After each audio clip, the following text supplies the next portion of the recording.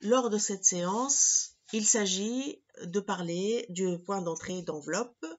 afin de vous exercer à différencier lors de la lecture d'une œuvre architecturale ou d'un projet ou même dans votre processus de conception entre l'enveloppe, le couvrement, la couverture et le système constructif.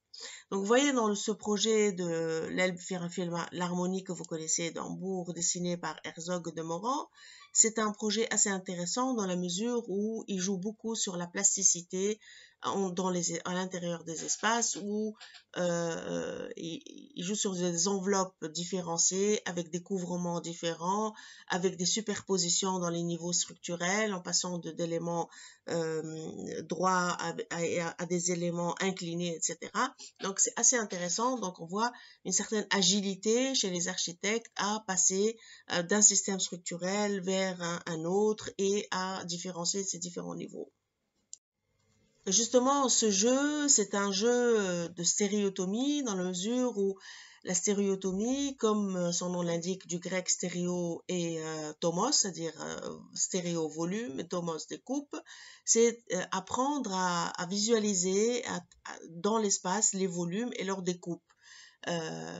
Et ce jeu-là aide beaucoup à superposer des géométries diverses avec des stéréotomies, c'est-à-dire des découpes différentes. Par exemple, le verre ici et que ce soit la charpente bois ou la charpente légère, etc. Donc on voit que le plan de l'espace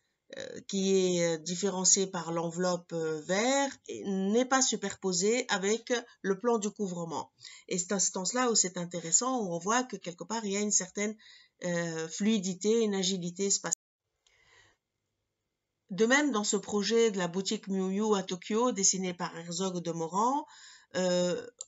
c'est un projet intéressant dans la mesure où on voit que le volume est parallélépipédique simple, mais il a suffi d'un jeu de décollement, d'un jeu de couvrement de l'enveloppe avec cette couche en panneau de tôle superposé et cette jonction qui est intéressante où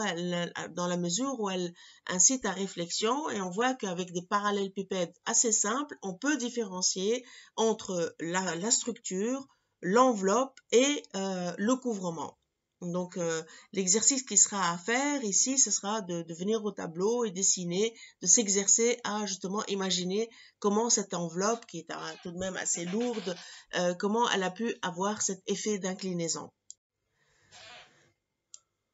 Donc, effectivement, il faut s'exercer à dessiner la jonction entre ce volume et cette enveloppe et le couvrement en faisant un zoom sur la partie de l'articulation, en essayant d'imaginer est-ce que c'est avec des câbles tendus, est-ce que c'est une articulation avec un système de motorisation ou etc. Donc, plus on zoome et on voit donc quelque part la notion de détail est très importante dans la mesure où il faut, quand on a une idée, quand on veut la mettre en œuvre, il est important d'aller jusqu'au bout de son idée en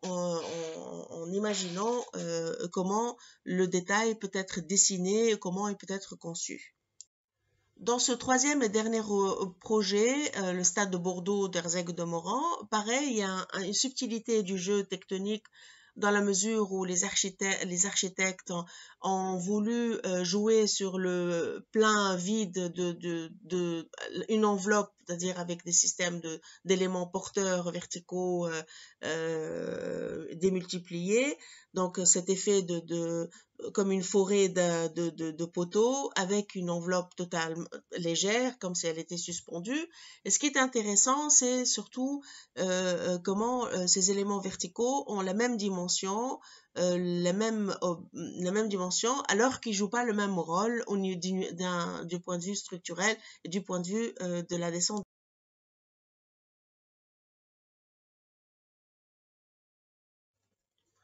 Donc, en effet, nous voyons que les piles porteuses des extrémités qui jouent à la fois le rôle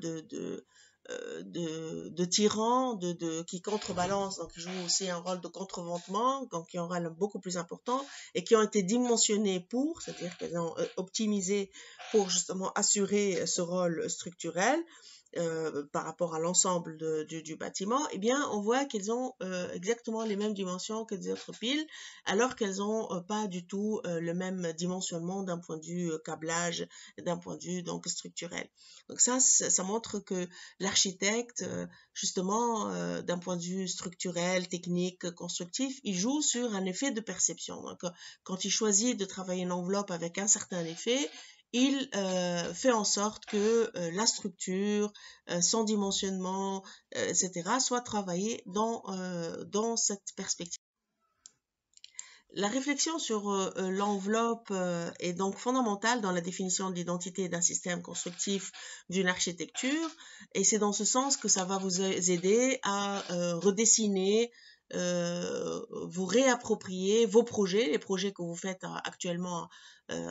dans l'atelier, à partir de ce point de vue-là. Donc, comment l'enveloppe est dissociée, à la fois recomposée avec le couvrement, le système constructif, etc.